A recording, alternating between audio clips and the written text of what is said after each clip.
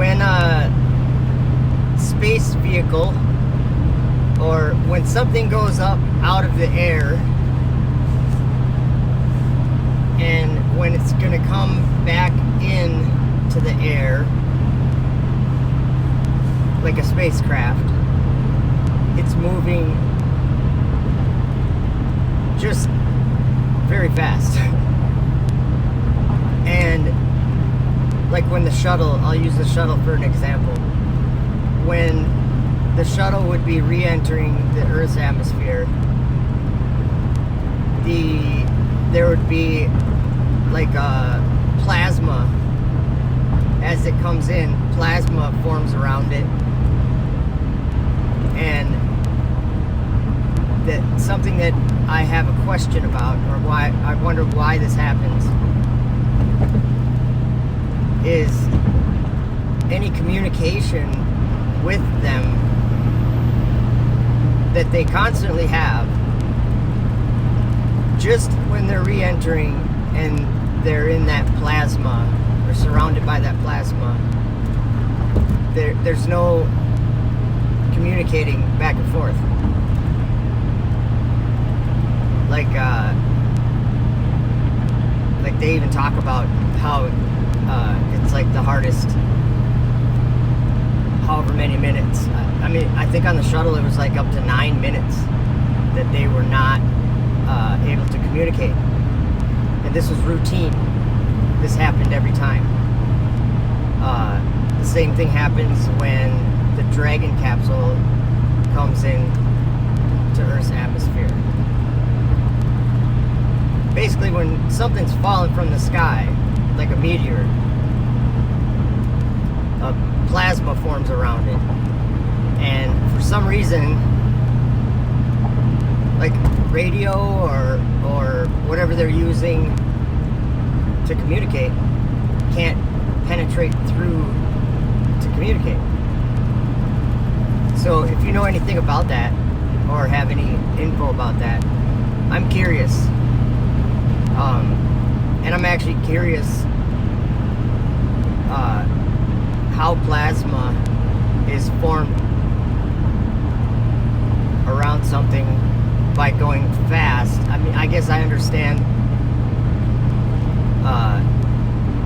like if we were talking about like the atmosphere in front of a vehicle that's going the speed of sound, that it's kind of like when you're coming up to that speed through whatever medium that the sound can pass through. When you're getting up to that speed, it's not like just a gradual acceleration, like the drag against you or whatever. It's kind of like waking out in a boat. The boat has to try really hard till it gets up, like out of the wake or whatever. I don't know what the right terminology is. When it planes out, that's I think what you'd say. When a boat planes out, it doesn't take the same amount of energy to propel the boat as it did just moments previously going slower, because it's pushing up against a bunch of water, and then at a certain speed it can come out of the water and reduce that drag against the bottom of the boat. So I understand that, and I understand like how like a vapor cone, the idea why that happens. But I don't understand why radio can't go through plasma, or more specifically why there's no communication. There's communication before and after, but just during the hot part of re-entry, there's no communication.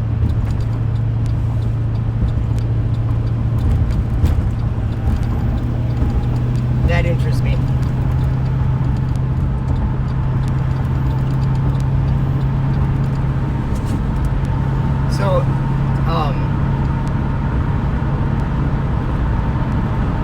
just makes me think of like going from the Earth where we live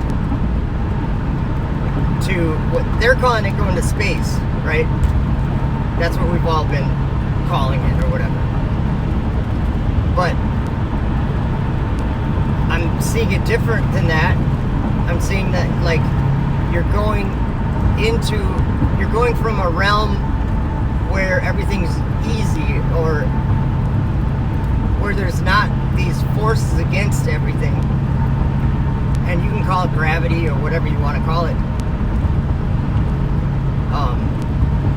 But in the Earth, there's definitely an up and a down, and I don't think anybody would disagree with that.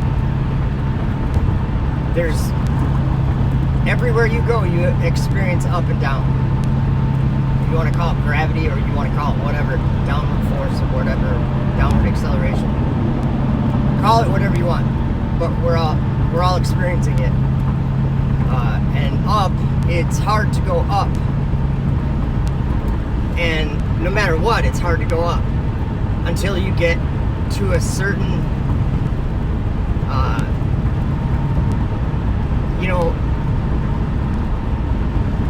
I just have to speak what comes to my mind right now. Going from the Earth where we live into the heavenly realm. Well, that wouldn't be possible.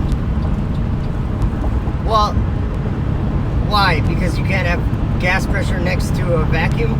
Or is it because it's heaven? And this place that they've found that they call space is a very specific place. It's not just the sky above us. I mean, it is in the sky above us. That's where we see the ISS and we see satellites. But the only way to get there, you can't get there by just simply going up. You have to go what many people in this world believe is free falling. You have to go this certain speed sideways, like this, and they think that because Earth curves, that they're free falling, and they just continue on because they think this is a sphere, but it's not.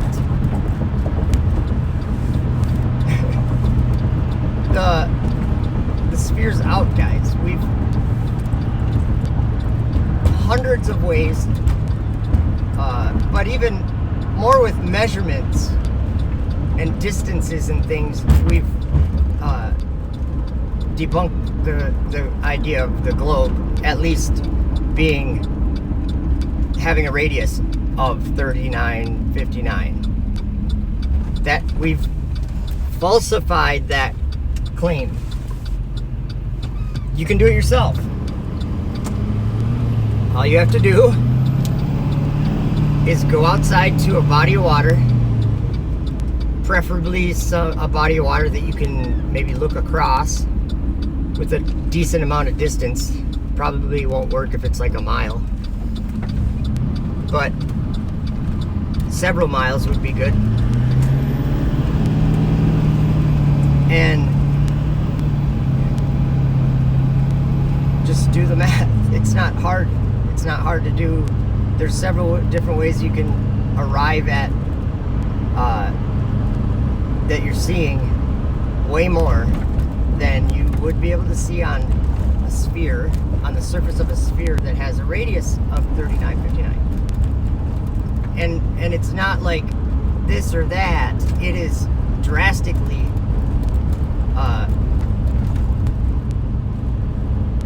not compatible with a sphere that size. If it was a sphere, it would be 10 times that size. Okay, but anyway, this place that they go, that they call space, you notice how it's very hard to get there, and it's very hard to get back. It's harder to get back than it is to get there. Well, it's equally hard. Because whatever you're coming back on, however you're coming back, you have to bring that with you when you're going up. So that makes it very difficult. Anyway, in Revelation, they were given, or this, was it Apollyon? Was given the key.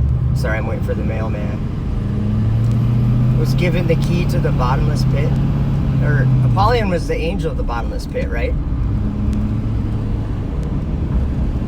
And he had a kingdom of darkness. It's not just the night sky. It's a specific place in the night sky that covers the whole sky. Almost like a layer. Almost like what I'm saying is you have to take a rocket. You have to take something that is nearly impossible to create in order to be successful. It's very hard because you have to create so much energy in order to do that. And the flat earthers ignore this whole aspect of things, and they just say it's fake or it's whatever. But what they're not thinking about is something like a top fuel dragster. Are they fake? Can someone accelerate from 0 to 390 miles an hour, or whatever it is, in what, 4 seconds? Is that possible? On the ground with tires? Yes, it's possible. And people routinely do drag race and step it up a notch, and you have like Air Force like jets and commercial jets that create a lot of thrust. I'm sure most people have seen the videos of the car trying to drive across the runway, or they were like testing it out to see how much thrust was way behind a commercial jet that was like strapped down. And they fire up the engines and it flipped cars over. Okay, is that real? Yes, we all know that's real. Step it up a notch. Keep going.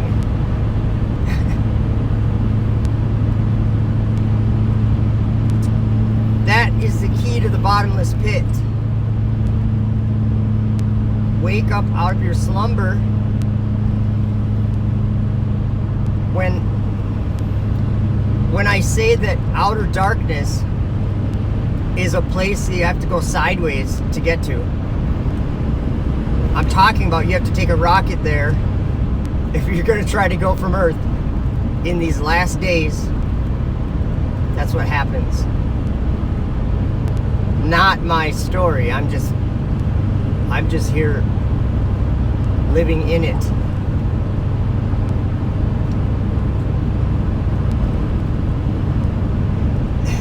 Okay, number one, the astronauts in the ISS or in any spacecraft, no matter where they're going, is in a state of free fall. The moment they shut they call it MECO, main engine cutoff. Main engine cutoff. As soon as that moment happens, they are in a state of free fall until they do a deorbit burn and come back into the atmosphere. Free fall. Falling perpetually. Darkness. Sideways. Bottomless. They're in a state of free fall. 0G. Darkness. the blackness of darkness. This is what Jude was talking about when he said, when he was quoting Enoch, and he said, raging waves of the sea up there, raging waves of the sea foaming out their own shame, wandering stars, that's up there, stars, planets, wandering stars, to whom is reserved the blackness of darkness forever. There's a great sea hanging up in the sky. It's an abyss. NASA even says so. The astronauts all the time, they describe it as death, an abyss, a bottomless pit of deep black darkness that so dark you feel, or what did he say? So black and so dark you feel like you could reach out and touch it or something. Not my story. When Enoch, chapter 56, I think, he says these fallen angels will return, and they would go up and tread underfoot the land of his elect ones.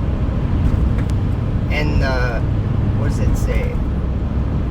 The city of my righteous will be a hindrance to their horses. Anyway, they're going to go up to New Jerusalem, tread it underfoot.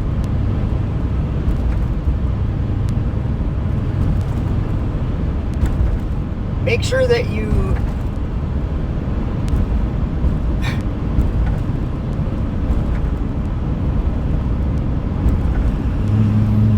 make sure that if you're listening to people saying things, that they're not easing your mind of being on alert. Because those same people are talking about several decades till the day of the Lord.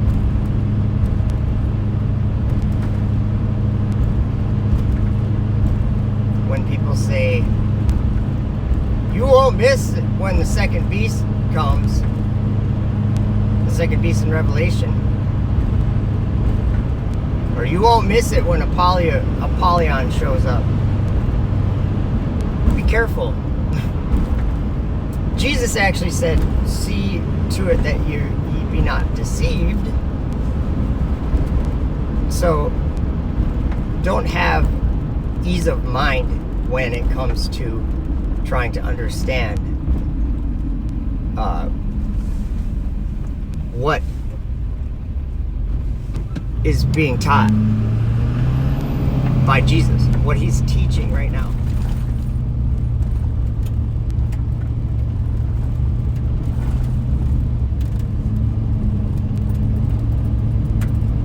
Because he's uttering his voice, and it just seems like a lot of people don't really care what he says.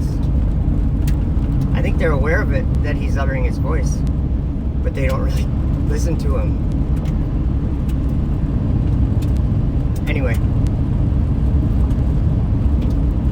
tell me about plasma if you know about plasma. Why can't they have communications during that re-entry time where there's plasma around the vehicle?